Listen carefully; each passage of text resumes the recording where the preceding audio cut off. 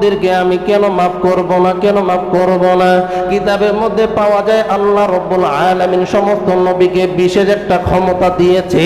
যেই ক্ষমতার কারণে সকল নবীরা যা চায় আল্লাহ তাআলা তা দিয়া দেয়। সমস্ত নবীদেরকে আল্লাহ তাআলা বিশেষ কুদরতি ক্ষমতা দিয়েছেন, তারা এইভাবে প্রয়োগ করেছে। কোন নবী ডাক দিয়ে বলেছেন, আল্লাহ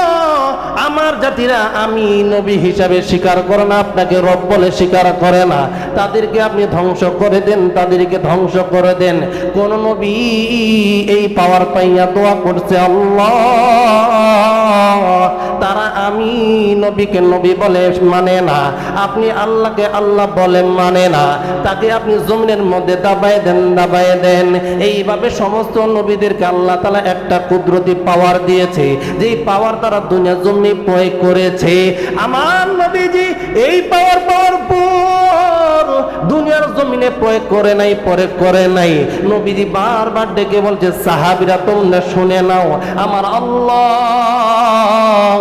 আমাকে এত বড় পাওয়ার দেওয়ার পর আমি এই পাওয়ার কখনো দুনিয়ার জমিনে প্রয়োগ করি নাই, কোনোদিন আমি প্রয়োগ করব না। আমি প্রয়োগ করব হাসরের ময়দানে, হাউজে কাউসারের ময়দানে, আমি প্রয়োগ করব আখিরাতের ময়দানে। মানুষগুলো যখন ইয়া নাফসি করবে, সূর্যটা যখন নিচের দিকে নেমে আসবে, মানুষের মগজগুলো যখন গলে গলে টকবক টকবক করে জমিনের মধ্যে পড়বে, যে মানুষগুলো দুনিয়ার জমিনে অন্যায় করেছে, অবিচার করেছে, চুরি করেছে, জেনা করেছে, গোপনে গোপনে গুনাহ করেছে, ও সাহাবীরানি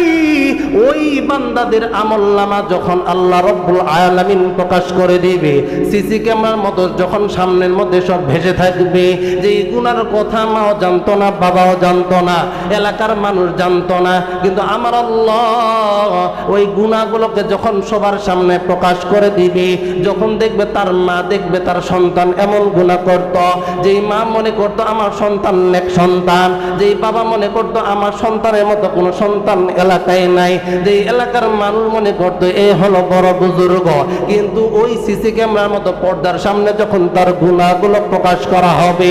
মাথাটা যখন সবার নিচু হয়ে যাবে, মানুষ যখন মাথা এবং হাত নিচের দিকে ভর করে হাসরের ময়দানে উপস্থিত হবে, মানুষগুলো কেউ কারো দিকে তাকাবে না, সমস্ত নবীরা ইয়া নফসি বলবে। সমস্ত নবীদের মধ্যে মানুষগুলো যখন যাবে, তারা বলবে আমরা নিজেদেরকে নিয়ে আমরা টেনশনে, না জানি আল্লাহ আমাকে পাকড়াও করবে, না জানি আমাকে জাহান্নামে দিয়া দিবে, আমার কাছে আইসো না, আমার কাছে কোনো সমাধান নাই, আমার কাছে কোনো সমাধান নাই। এবং বাবাজি ওই কঠিন মুহূর্তে আমার নবীজি ওমা আরসালনাকা ইল্লা রাহমাতাল লিল আলামিন এই